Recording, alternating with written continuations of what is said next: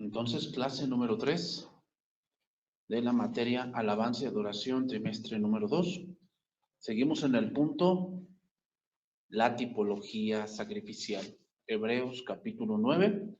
Vamos a comenzar allí ahora. Estamos viendo que todo lo que Moisés hizo y lo que Moisés dijo tienen un sustento o, en este caso, no es solamente para este tiempo, sino para lo que Moisés hacía en la casa de Dios, era para testimonio de lo que se iba a decir después, ¿ok? Si hay cosas muy claras del Nuevo Testamento que no entendemos es porque no lo hemos entendido en el Antiguo. Tenemos que estudiar el Antiguo y varias cosas del Antiguo para entender cosas del Nuevo. Y aquí lo vamos a ver en este capítulo. Dice, ahora bien, aún el primer pacto tenía ordenanzas de culto y un santuario terrenal, porque el tabernáculo, vamos a ir viendo algunas cosas que voy a ir subrayando ahí. Tabernáculo, obviamente, el pensamiento va a el Antiguo Testamento, ¿ok? Estaba dispuesto así. En la primera parte, llamada el lugar santo, estaba el candelabro, la mesa y los panes de la proposición. ¿Ok? O sea, eso tenemos, ¿dónde lo conocemos? Pues en el Deuteronomio, en Números, en Levítico. Tras el segundo velo estaba la parte del tabernáculo llamada el lugar santísimo, el cual tenía un incensario de oro y el arca del pacto cubierta de oro por todas partes, en la que estaba una urna de oro que contenía el maná, la vara de Aarón que reverdeció y las tablas del pacto. Y sobre ella los querubines de gloria que cubrían el propiciatorio. Y vean lo que dice después ese verso, versículo 5. De las cuales cosas no se puede hablar en detalle. Ese es un cuestionamiento que hay que decirlo así. ¿Por qué no se puede hablar en detalle? La razón es porque hay cosas que los mismos hebreos no van a entender por su ignorancia. Dice versículo número 11 del mismo capítulo. Acerca de esto tenemos mucho que decir. ¿Acerca de qué? De cosas del Antiguo Testamento que tienen su tipología en el Nuevo Testamento. Tenemos mucho que decir y difícil de explicar por cuantos habéis hecho tardos para oír. ¿Qué quiere decir ser alguien que es tardo para oír? Pues que simplemente no le importa. Simplemente no le importa. Ah, sí, pues sí, está bien lo que dice allí, pero pues a mí no me importa. O sea, ¿en qué me sirve eso a mí? Ah, bueno. Dice, porque debiendo ser ya maestros, después de tanto tiempo, tenéis necesidad de que se os vuelva a enseñar cuáles son los primeros rudimentos de la palabra de Dios. Y habéis llegado a ser tales, dice ahí, que tenéis necesidad de leche y no de alimento sólido. ¿Cómo son los primeros rudimentos de la palabra de Dios? Bueno, pues los primeros rudimentos de la palabra de Dios es que, no, pues Dios ama a todos. Dios ama a todos y Dios quiere que todos se salven y qué bonito y toda la cosa. Sí, sí. Dios con Cristo murió por todos, por amor a todos, pero no todos se van a salvar y no todos responden al amor de Dios, no todos. Y por lo tanto dice la palabra en Juan capítulo 3, y aquel que rehúsa creer en el Hijo no verá la vida, sino que pues no que Dios ama a todos. Ahí dice, el que rehúsa creer en el Hijo no verá la vida, sino que la ira de Dios está sobre él. La ira de Dios está sobre él. Entonces, ¿cuáles son los primeros rudimentos de la palabra de Dios? El nacer de nuevo, el bautismo, la cena del Señor, el congregarnos, que tienes que leer tu Biblia, que tienes que congregarte, que tienes que orar, que tienes que consultar a Dios a través de las Escrituras. O sea, si estamos otra vez en eso, y en eso, y en eso, y en eso, y en eso, y que ay, me desanimo, y ya, ay, es que yo ya no puedo, que quién sabe qué más, sigues siendo un niño, por eso no entiendes muchas cosas, no entiendes muchas cosas. Dice ahí, y aquel que participa de la leche es inexperto en la palabra de justicia, porque es niño. ¿Qué es ser un inexperto en la palabra? No sabes cómo aplicarla, no sabes, sabes letra, pero no sabes cómo se aplica, en qué contexto lo dice, por qué se dijo de esa manera. O sea, gente que es inexperta. Pero el alimento sólido, ¿cuál es el alimento sólido? Según este contexto. Entender lo que el Antiguo Testamento dice del Nuevo. Porque el contexto es el tabernáculo, ya lo leímos. Porque el tabernáculo empieza a citar todo lo del Antiguo Testamento. Aquel que entiende esas cosas y ve la sombra en Cristo es alguien que ha alcanzado madurez.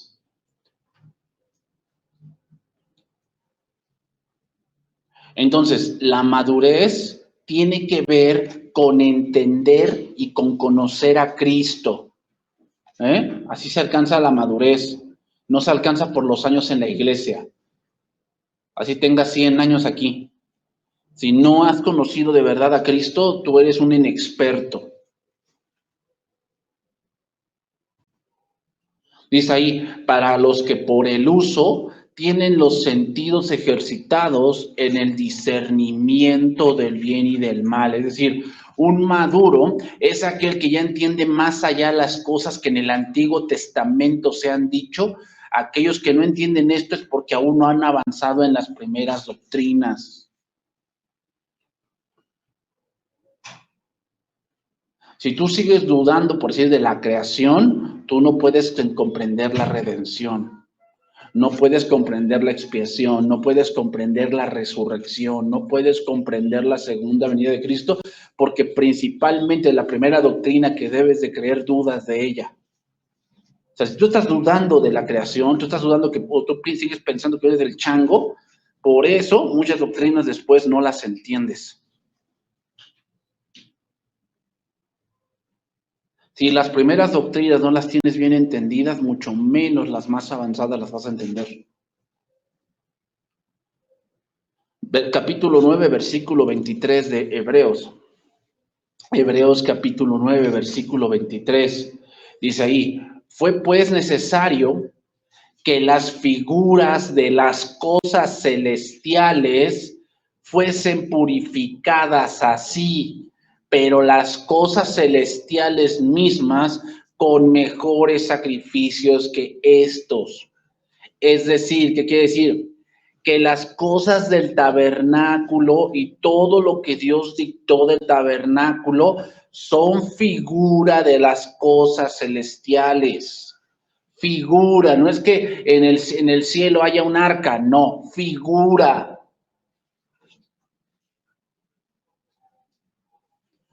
Porque no entró Cristo en el santuario hecho de mano, figura del verdadero.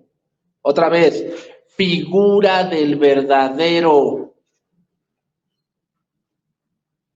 Sino en el cielo mismo, para presentarse ahora por nosotros ante Dios. Es decir, el tabernáculo y todos los utensilios del tabernáculo y todos los sacrificios y todo el mobiliario y todo el servicio del sacerdocio y todas las vestiduras del sacerdocio son figuras de las cosas celestiales. Si entendemos eso, entendemos cómo Dios piensa con respecto a ciertos temas que para nosotros a veces son muy grises.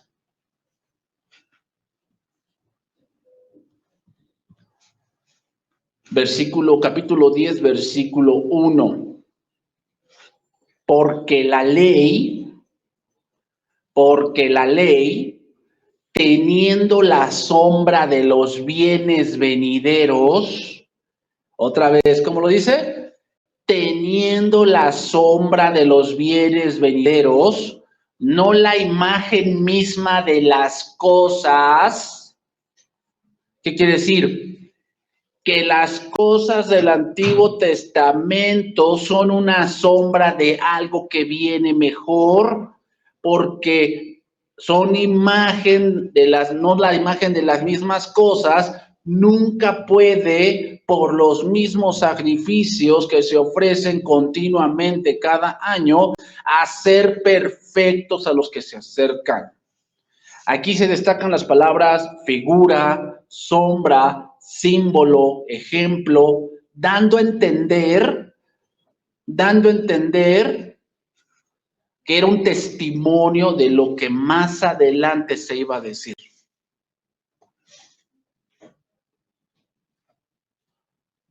Si tú no comprendes esto del Génesis, el Apocalipsis para ti es un libro oscuro, porque el Apocalipsis es el libro que culmina toda la tipología, pues prácticamente todo lo que aparece como símbolo desde el Génesis a lo largo de la palabra tiene culminación en el Apocalipsis. ¿Se dan cuenta? Por eso muchos no lo entienden. ¿Por qué? Porque ni siquiera las primeras doctrinas se entienden.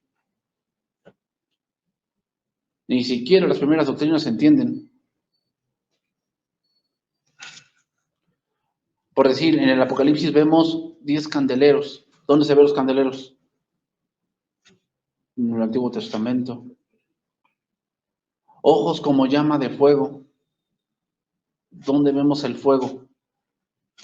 En el Antiguo Testamento. Entonces, la culminación de los candeleros, la culminación del templo, la culminación del altar, la culminación del incensario. Apocalipsis es el libro donde se resume toda la tipología de la Biblia y le da un sentido último a todo ello. Pero si no entendemos a qué se refiere y si no entendemos por qué Dios lo dijo así, ¿cómo entenderemos las cosas más grandes? ¿Cómo? Entonces, el entender la tipología del Antiguo Testamento, debemos entender, entonces entendemos la sombra de los bienes venideros. Entonces, vamos a estudiar una tipología más en la Biblia. Vamos a estudiar la palabra Betel. Vamos a estudiar en la Biblia la palabra Betel. ¿Ok? Vamos a estudiar ahora ese punto. O sea, ya viendo todo, esta es una introducción de la tipología. Todo lo que ahorita ya vimos en dos clases, es la introducción de lo que tenemos que entender de lo que es la tipología en la Biblia. ¿Ok? Ahora vamos a ver ahora Betel. Betel es un tipo de lo que es el fundamento de la iglesia. Betel es un tipo de lo que es el fundamento de la iglesia. La palabra Betel significa casa de Dios. Significa Betel, casa de Dios. La primera vez que encontramos este nombre es en Génesis capítulo 12, verso 8. Recuerden que la primera vez que se encuentra un nombre en la Biblia, ese va a ser el sentido que va a tener en la Biblia. Entonces, dice, luego se pasó de allí a un monte al oriente de Betel y plantó su tienda, teniendo a Betel al occidente y a Jai al oriente, y edificó allí altar a Jehová e invocó el nombre de Jehová. ¿Quién hizo esto? Abraham. La intención de Dios a lo largo de la palabra ha sido edificarse para él un templo. ¿Ok? Como le dijo a David, yo te voy a edificar casa. ¿Ok? Y obviamente donde su nombre pueda ser exaltado, su nombre pueda ser expresado en forma corporativa, de manera que Dios y el hombre lleguen a ser uno. Y el hombre llegue a ser la morada de Dios en forma colectiva, lo que hoy es una sombra que es la iglesia. Entonces, por una parte, nosotros somos su casa. Nosotros somos su casa, somos el templo del Espíritu Santo. ¿Ok? Pero más adelante, en el Apocalipsis, vemos en la Nueva Jerusalén que todos moraremos en una ciudad donde no hay templo, porque el mismo Dios ilumina la ciudad. Ese iluminar no solamente se refiere a dar luz, se refiere también a que Dios mismo habita entre nosotros. ¿Ok?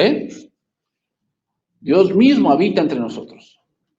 Entonces, Dios, habiendo tantas personas importantes como por ejemplo Hammurabi, que es incluso de la época de Abraham, el famoso llamado Amrafel de Génesis 14, según algunos investigadores. Sin embargo, Dios no se identificó como el Dios de esos grandes personajes que estaban a la cabeza de los imperios como Nimrod o otros posteriores, sino que Dios se dice que Él es el Dios de Abraham, de Isaac y de Jacob. Eso fue lo que Dios le dijo a Moisés en la zarza. Entonces veamos cómo desde Abraham y más atrás Noé, Enoc, Set, es como seguir una familia caracterizada por algo. ¿Cuál? La fe. Todos los hombres que se mencionan en Hebreos capítulo 11 tienen en común la fe. La fe. Por eso Dios se llama a sí mismo el Dios de Abraham. ¿Por qué? Porque Él está llamando la atención que Él ha revelado, que lo que Él ha revelado de sí mismo, y es que en su plan, en el trato con las personas como Abraham, Isaac y Jacob, las cosas con las cuales debemos aprender es andar por fe. Si no aprendemos a andar por fe, la vida cristiana no tiene sentido, no tiene sentido. Si Dios no hubiera hecho una labor especial con Abraham, con Isaac y con Jacob, y si Dios no quisiera remitirnos a su obra con estos tres patriarcas, pues no tiene sentido mencionarlos. Entonces, ¿qué quiere decir? Que cuando Dios habla de Abraham, de Isaac y de Jacob, la vida de los hombres que está plasmada en el Génesis, tenemos que descubrir lo que Dios nos quiere enseñar a través de ellos, porque así es la vida cristiana. Así es la vida cristiana. Entonces, si tú dices, no, es que Dios me tiene que librar de todo, ¿Dios lo libró de todo a Abraham? No, también tuvo problemas. ¿Dios libró de todo a Isaac? ¿No decía que él cavaba un pozo y se lo quitaban? Y después cavaba otro y se lo quitaban, o sea, tenía problemas. ¿Y Dios libró de todo a Jacob? No, pero todo el conjunto de la vida de ellos nos enseñan algo. No es solamente para que digas, no, sí, yo sí conozco de Abraham. ¿Sí? ¿Qué conoces? No, pues que Dios lo sacó y sacrificó a su hijo y toda la cosa. Ok, ahora, ¿cómo lo entiendes eso para el día de hoy? Porque no está allí solamente por letra, está allí como un ejemplo a nosotros.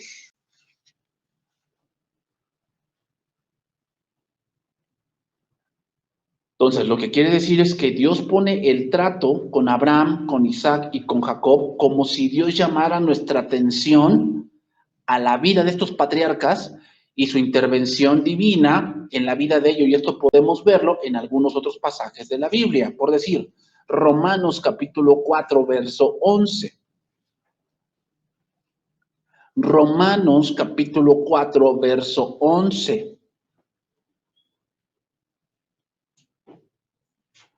Entonces, cuando tú estudies nuevamente la Biblia, tú tienes que poner atención del por qué pasó eso. ¿Por qué pasó? ¿Por qué vivieron eso? Muchos, el mundo a veces hasta en películas predican sobre el sacrificio de Abraham y sacan conclusiones erróneas porque no se basan en Cristo.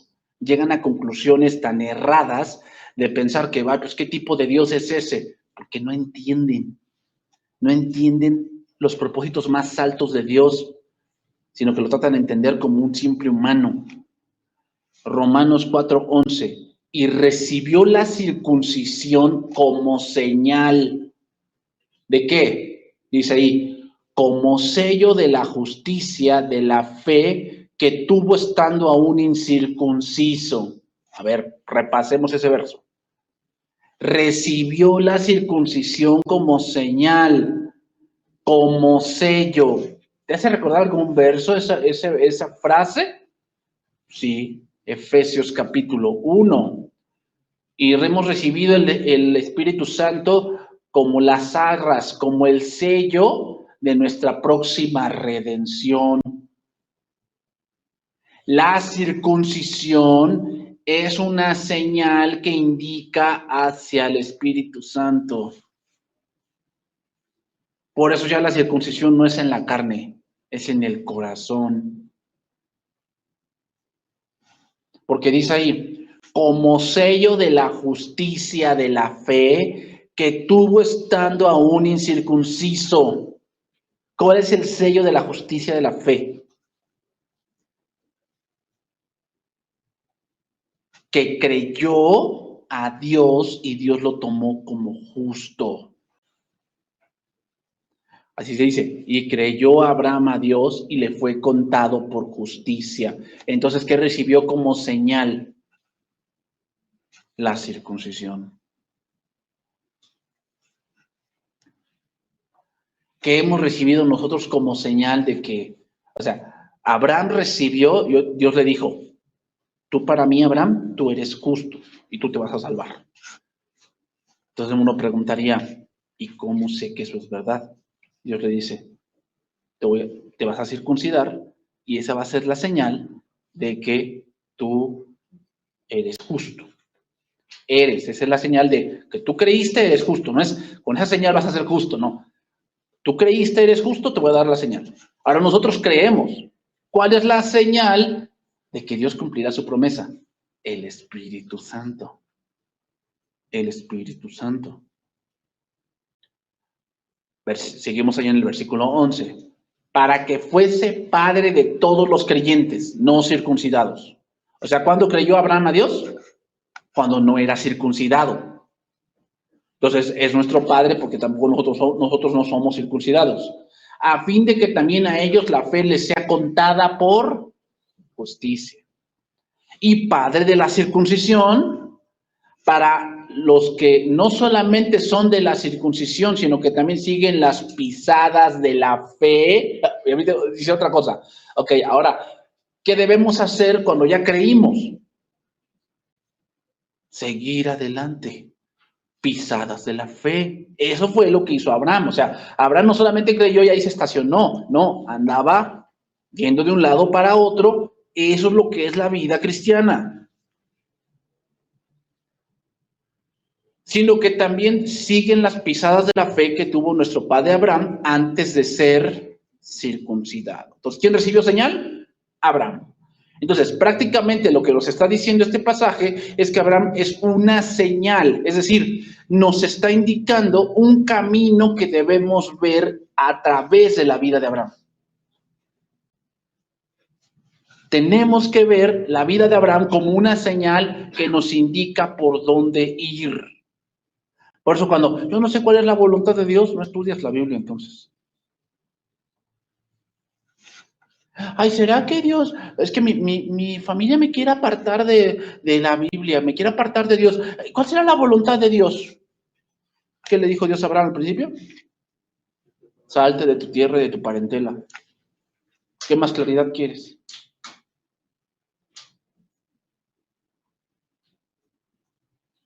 Ay, ¿será que me debo de hacer al mundo? Pero si me voy al mundo, es que pues ya voy a dejar de venir a la iglesia y todo. O sea, ¿será bueno? ¿Qué pasó con Lot? Eso fue lo que hizo. Elige a dónde vas a ir. Entonces, ¿qué dijo Lot? ¿Qué vio? La llanura, vio que todo era tierra de riego, ¿no? Así como que vio un buen trabajo y que pues eso me va a alcanzar y aquí la vida que yo merezco, que yo siempre soñé, ¿verdad? Y no se dio cuenta que cada vez que se iba por allá, ¿a dónde se iba? A Sodoma. A Sodoma. Y cuando Dios destruyó Sodoma, ¿cuánto de eso se llevó? Eso es lo que va a pasar con aquel que se aparte de Dios. Sí, al principio ganas mucho, pero después te vas a quedar sin nada. La circuncisión significa el corte de la carne. Dios llamó a Abraham y luego hizo que cortara su carne para poder seguir el camino del plan de Dios. Es decir, ¿eso qué es lo que quiere decir? Que la vida cristiana no se puede vivir en la carne. No puedes fingir para siempre. Hay gente que finge ser cristiana, pero no puede fingir para siempre. Tarde o temprano, un día, no va a poder hacer algo. ¿Por qué? Porque la vida cristiana se debe vivir en el Espíritu.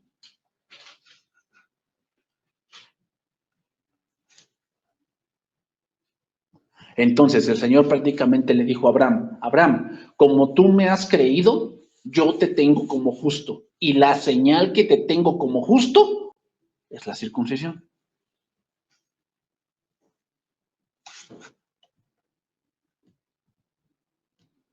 Entonces la señal que marca Abraham para nosotros es la fe. La fe. Eso es lo que debemos aprender de Abraham. Por eso le dijimos, Abraham es el padre de la fe. Sí, sí es el padre de la fe, pero no nada más nos quedemos allí. Abraham es el padre de la fe y el ejemplo de lo que es vivir en fe. Él es el ejemplo vivo de cómo es vivir en fe. ¿Cómo es vivir en fe? Que Dios es la prioridad. Porque le pidió su hijo. ¿Y qué dijo? Sí.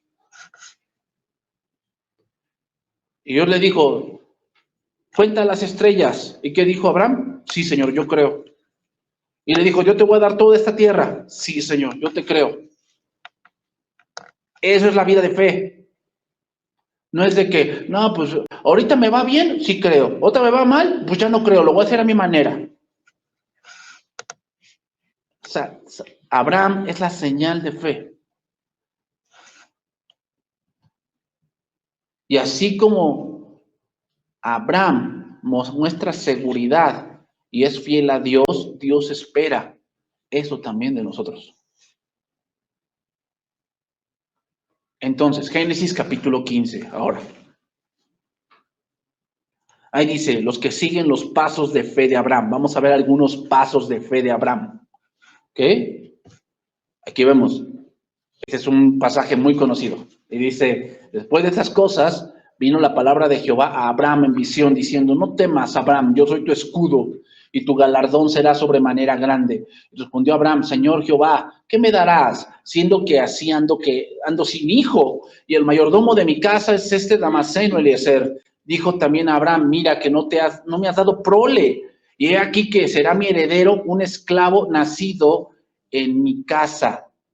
Luego vino a él palabra de Jehová diciendo, no te heredará sino un hijo tuyo será el que te heredará.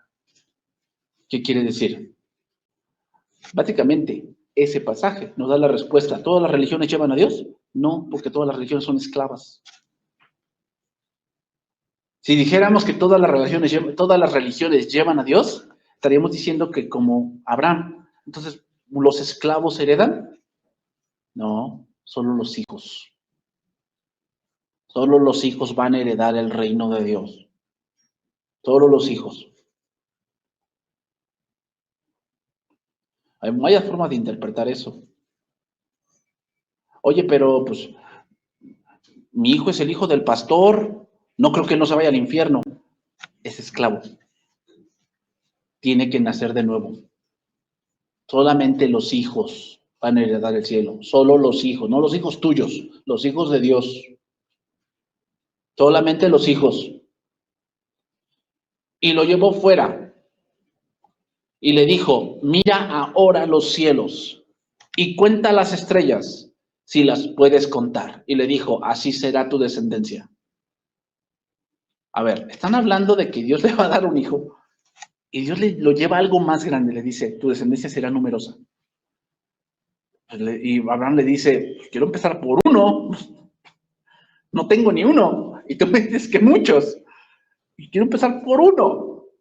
Pero dice el versículo 6, y creyó a Jehová y le fue contado por justicia. Esta es la señal, hermanos, que quiero que analicemos cuántas pruebas Dios le dio que iba a tener un hijo.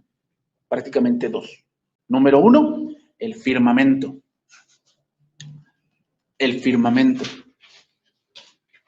O sea, cada vez que nosotros vemos el firmamento, hermanos, en la mañana, tú tienes que ponerte a pensar que ver el firmamento es que Dios ha sido fiel a su promesa. Y número 2, su palabra. Su palabra. La vida de Abraham fue una vida de fe, que él fue dando pasos de fe. Él salió sin saber a dónde iba porque Dios le llamó y le dijo que se saliera de su tierra y de su parentela. O sea que Abraham salió confiado en Dios y Dios es el que me llamó, Dios es el que sabe dónde me va a llevar, Dios tiene un plan y nosotros, dice Abraham, vamos al plan de Dios. Hebreos capítulo 11, verso número 8. Esas son las pruebas, los pasos de fe, hermanos. ¿Cuáles son los pasos de fe? Que tú vas leyendo las escrituras y ves promesas y tienes que descansar en las promesas de Dios. ¿Por qué? Porque Él es el que ha dado su palabra y la creación misma confirma que Dios es fiel. ¿Por qué? Porque hasta ahorita la creación no ha colapsado, porque Él es fiel, ¿qué? Manteniendo una creación tan grande. Hebreos 11, 8. Por la fe, Abraham, siendo llamado, obedeció para salir al lugar que había de recibir como herencia y salió sin saber a dónde iba. Porque por la fe habitó como extranjero en la tierra prometida como en tierra ajena, morando en tiendas con Isaac y Jacob, coherederos de la misma promesa. ¿Hacia dónde termina el camino que señala la vida de Abraham? En una herencia. Ahí termina. ¿Ok? Pero es obvio que es una herencia mejor, porque hermanos, herencia ya tenía. Él venía de Ur de los Caldeos, donde tenía herencia. Él ya tenía esposa y él ya tenía todas las cosas que su padre le había dado. Pero confió en que Dios le iba a dar algo más grande. Ahí te lleva la fe. La fe te debe llevar a menospreciar lo mucho que has ganado aquí por ganar a Cristo. Ejemplo de eso, Pablo. ¿Te das cuenta? La fe te debe llevar a menospreciar lo que has ganado en este mundo por conocer a Cristo. Por eso el camino de fe no es sencillo. Porque hay mucha gente que se aferra a cosas del mundo.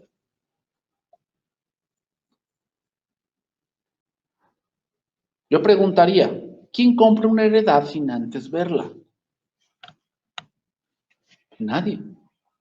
Yo no comparé, aunque me dijeran, es que el terreno está muy bonito y es tierra de riego y tienes varias salidas y tiene todos los servicios, pues yo primero iría a verlo.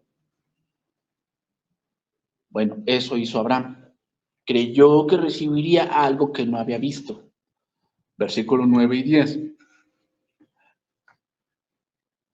Por la fe habitó como extranjero en la tierra prometida, como en tierra ajena, morando en tiendas con Isaac y Jacob, coherederos de la misma promesa, porque esperaba la ciudad que tiene fundamentos, cuyo arquitecto y constructor es Dios. Según parece, estos tres patriarcas, Abraham, Isaac y Jacob, estaban viviendo en tiendas, pero con un sentir en el corazón de una esperanza. Dice que ellos esperaban la ciudad que tiene fundamentos. Es decir, que desde el Génesis, en la vida de estos patriarcas, ya se preludia la Nueva Jerusalén. Desde el Génesis, ellos por la fe ya veían que venía algo mejor. Y la Nueva Jerusalén es donde culmina todo el programa de Dios. Pero nótese que ellos fueron llamados a seguir a Dios en fe, en fe. Así que las pisadas de Abraham son en fe. Por eso Dios dice que es el Dios de ellos. Entonces debemos entender que no son solo cuestiones históricas, hermanos, sino que Dios, a través de los acontecimientos históricos en la vida de estos patriarcas, nos está hablando a nosotros. Porque nosotros somos los que seguimos las pisadas de la fe. Y seguimos caminando con el mismo Dios, con la misma fe y hasta la misma ciudad. Es obvio. Solamente que ahora estamos en un estadio más adelantado. Pero debemos ver el inicio y el final para comprender el estado en que estamos nosotros. Pero seguimos en la misma caminata. Entonces, ahora viene una pregunta.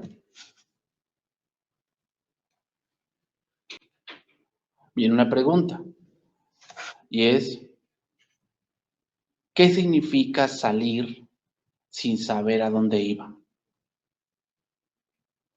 Bueno, la razón de lo que se dice esto es que los hombres que van a recibir una heredad requieren una prueba grande, por decir, verla, tener imágenes, estar ahí presente en ese lugar que van a recibir.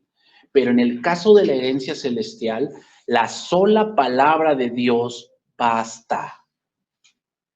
Entonces, no es que saliera sin saber a dónde iba, o sea, el sentido es, hermanos, que Abraham por la fe sabía hacia dónde se dirigía, pero en el punto humano, lo que él hizo no tiene razón de ser.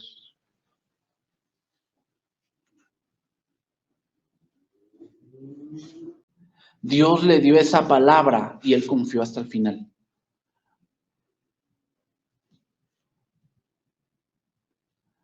Entonces, veamos otro punto. Cristo es la simiente de Abraham. Génesis capítulo 28, versículo 1.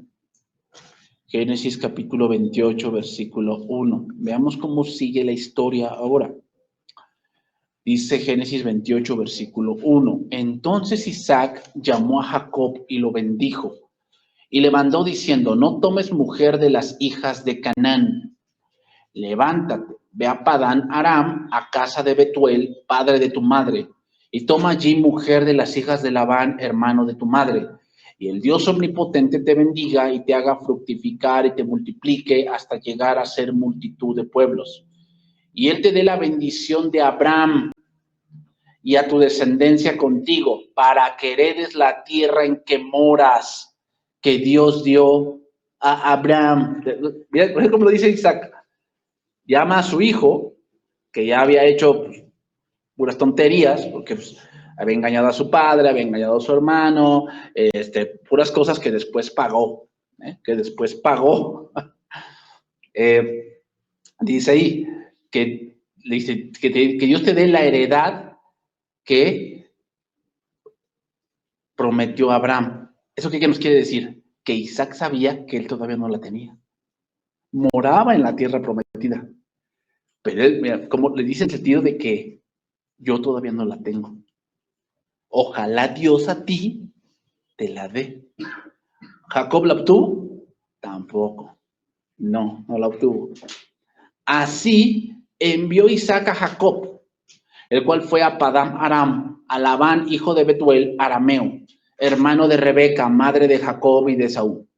Y vio Esaú cómo Isaac había bendecido a Jacob y le había enviado a Padán Aram para tomar para sí mujer de allí. Y que cuando le bendijo, le había mandado diciendo, no tomarás mujer de las hijas de Canaán. Y que Jacob había obedecido a su padre y a su madre y se había ido a Padán Aram, una de las pocas cosas buenas que hizo. ¿Verdad? Y vio asimismo Esaú que las hijas de Canaán parecían mal a Isaac y su padre. ¿Hasta cuándo se dio cuenta Esaú? Hasta que vio en otro lo que debía haber hecho. Esaú es el tipo de alguien que no tiene discernimiento. Desde el principio nunca lo tuvo. ¿Por qué? Menospreció la primogenitura. Y después no pensó que él merecía la bendición por ser el primero.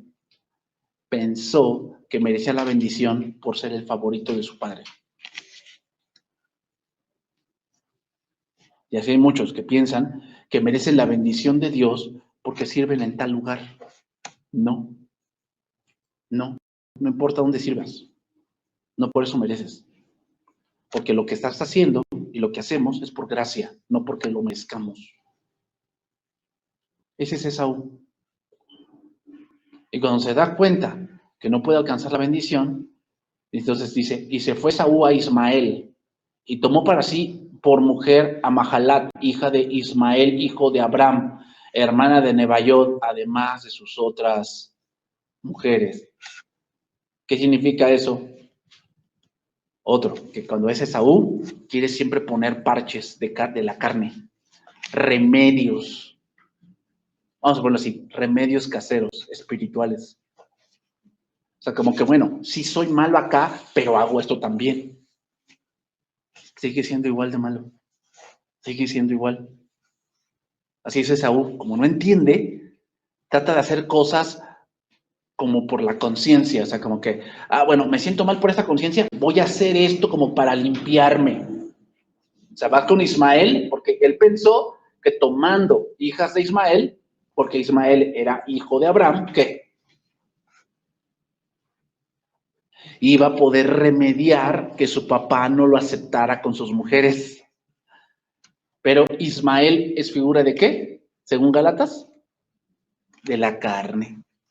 ¿Se dan cuenta? Esaú es el típico cristiano que no crece, que simplemente va llevando el cristianismo así como que, pues por sentimentalismo, por impulso, y va haciendo cosas y cosas y cosas que él piensa que no están tan mal. Cuando Abraham llegó, todavía no estaba la ciudad. Entonces peregrinó por el lugar, pero en espera de la ciudad, y ahora cuando Abraham se muere, Dios le dice a Isaac, mora en esa tierra y no te salgas de aquí, porque Dios los había sacado justamente porque allí era donde él había desarrollado su plan. Isaac también murió en aquel lugar y no salió para nada. Moró en Berseba, moró en esa tierra, y nótese que también Isaac es figura de Cristo. Es decir, los acontecimientos de la vida de Isaac fueron dirigidos por Dios providencialmente para señalar a Cristo. Pues Isaac es figura de Cristo porque él es la simiente de Abraham. Por eso se dice, y en Isaac te será llamada descendencia. ¿Por qué? Porque Isaac es un tipo de Cristo. Cristo es la verdadera simiente de Abraham. Por lo tanto, Isaac nació por la intervención soberana de Dios, así como Cristo nació por la intervención soberana de Dios. Nació de una virgen, así como Isaac nació cuando sus padres eran ya muy viejos.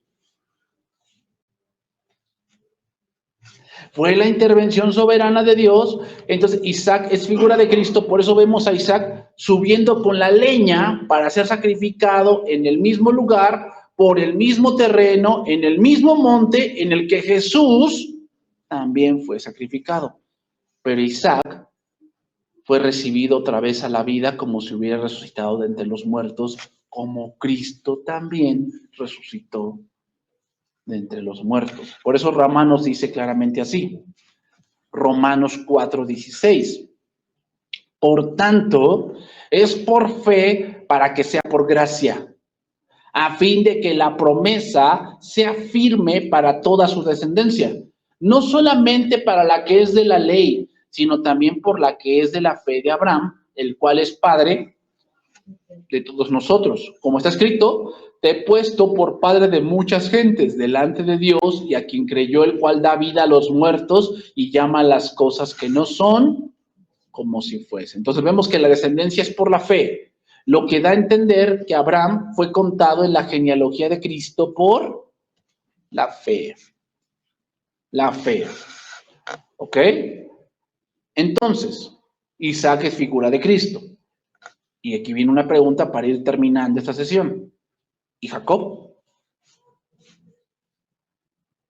Jacob es figura del nuevo nacimiento. Y ahorita vamos a intentarnos un poquito en eso y les voy a demostrar por qué. Entonces, vamos a ponerlo así. Abraham es figura del llamamiento de Dios. Abraham es figura del llamamiento de Dios. Es decir, Abraham es como la figura de cuando te predican el evangelio. Isaac es figura de la provisión que Dios dio. Y Jacob es figura de la transformación que Dios va a hacer en nosotros.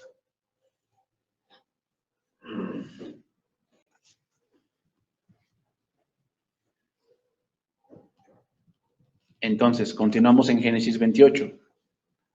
Salió pues Jacob de Beerseba y fue a Harán. Y llegó a un cierto lugar y durmió allí porque ya el sol se había puesto. Y tomó de las piedras de aquel paraje y puso a su cabecera y se acostó en aquel lugar y soñó. Y aquí una escalera que estaba apoyada en la tierra y su extremo tocaba en el cielo, y aquí ángeles de Dios subían y descendían por ella. Primero, vemos locaciones. Beerseba tiene que ver con la tierra prometida. Para este punto, Jacob viene huyendo de su hermano, ya que su pecado le estaba alejando del verdadero propósito de Dios. Él, por querer hacer lo que él más le placía, empezó a regresar del camino que sus padres habían caminado ya. Harán, dice que fue Harán, es el lugar donde Taré se asentó por primera vez con sus hijos, con Abraham.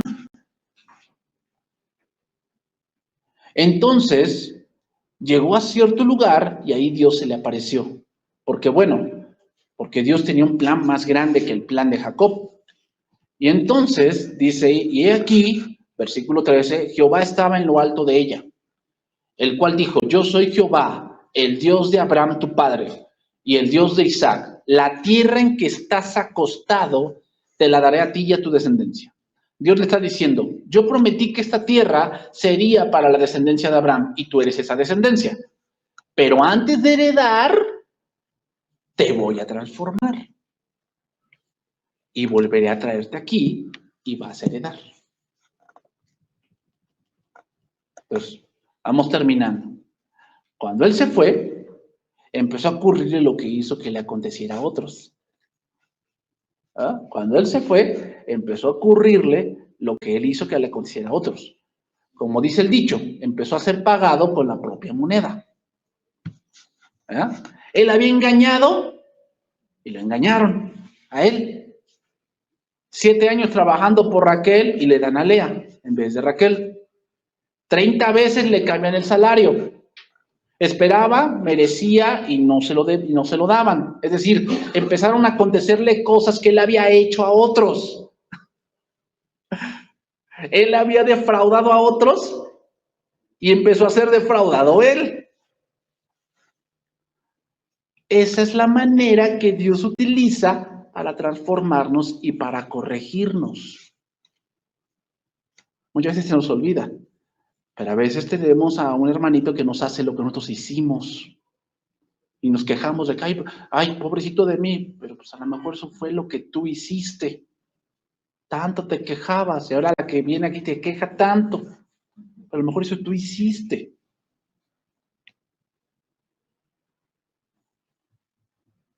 Él había defraudado y empezó a ser defraudado. Esa es la manera en que Dios nos corrige. Porque nos damos cuenta de que como somos nosotros y las cosas que hacemos a otros, Dios sabe cómo corregirnos.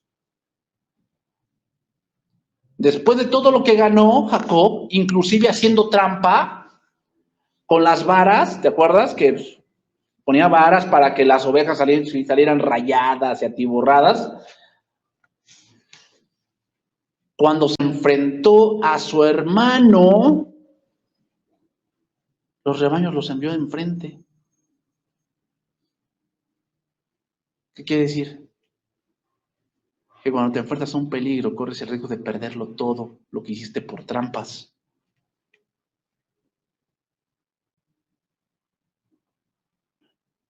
Entonces empezó a tener miedo y tuvo que determinar enviar delante todas las ovejas que Saúl fuera, para que Saúl fuera calmándose. Todo lo que se había ganado, tuvo que arriesgarlo hasta que se quedó solo. Como él había hecho con su hermano. Pero ahí viene el suceso de ¿dónde? De Peniel. Lucha con el ángel hasta el alba. Entonces le dijo, déjame porque ya raya el alba. Y entonces le dijo, no te dejaré si no me bendices. Es decir, en ese momento Jacob no era el mismo. El anterior Jacob que se había ido de ese lugar, confiaba en sí mismo, en su sagacidad, en sus mentiras, en sus engaños, en cómo podía sacar ventaja de otros, pero cuando llega de regreso, ya no es el mismo. Ahora ya confía en Dios. ¿Ah? ¿Y cuál es la señal de que Dios estaría con él? La cadera. ¿Por qué? Porque la cadera es el símbolo del vigor. Al dejarlo así, que rengueaba, quiere decir que ya Jacob no confiaba más en su fuerza física, confiaba en Dios. Por eso se le llamó el nombre Israel. Entonces, nuevamente con eso terminamos. Abraham es símbolo del llamado. Isaac es símbolo de la provisión.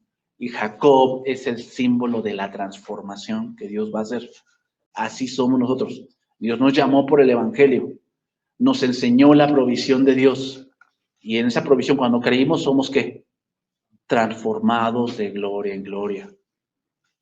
¿Se dan cuenta, hermanos? O sea, las cosas que están allí tienen un porqué. No es simplemente letra y que solamente Dios te quiera aburrir con historias que quién sabe si pasaron. No, claramente que pasaron. ¿Por qué? Tienen una enseñanza para nosotros. Tienen una enseñanza para nosotros. Vamos a orar, hermanos. Terminamos acá.